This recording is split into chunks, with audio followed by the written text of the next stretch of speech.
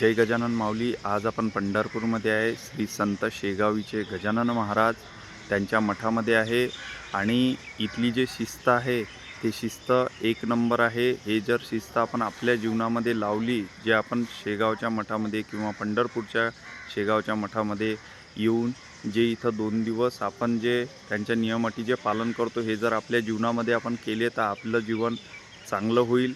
आणि आता सकाळचे 5:45 झालेले आहेत आणि तुम्हाला इथलं दाखवतो मी की इथं कशा प्रकारे सेवाधाऱ्यांमध्ये देव दिसते किंवा मग इथल्या शिस्तीमध्ये देव दिसते। तर हेच बघू आपण। तर चला तुम्हाला दाखवतो सकाळी सकाळी मठामध्ये कशी शांतता असते। बघा कशा प्रकारे शांतता आहे। तर आणि हे आहे गजानन महाराजांचं मंदिर, जिथे आता सकाळची आरती झाली, महापूजा झालेली आहे। बघा पहाटे 5 वाजता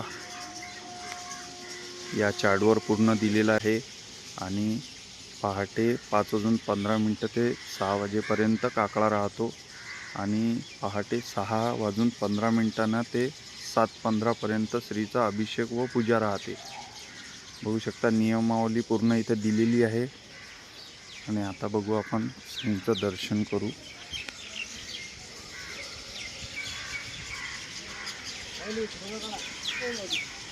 पूर्ण पाखरांनी जेवढी घाण केलेली राहते तेवढी पूर्ण रोज सप्पा केल्या जाते। आपण आपल्या घरची पण एवढी आपल्या घराच्या समोरची पण आपण एवढी स्वच्छता करत नाही, एवढी पूर्ण स्वच्छता केली जाते। बघा यावर पण पूर्ण डाग पडलेले राहतात। सकाळी हे पण पूर्ण सप्पा होतं, तुम्हाला एक कचऱ्याची काडी पण इथे दिसणार नाही। अशा प्रकारे पूर्ण ते व्यवस्था केली जाते आणि खरोखरच एवढं जर सेवा देत राहतात सेवाधारी, तर खरोखर म्हणावंच लागेल की त्यांच्यात देव आहे म्हणून। तर भेटू पुढच्या व्हिडिओमध्ये।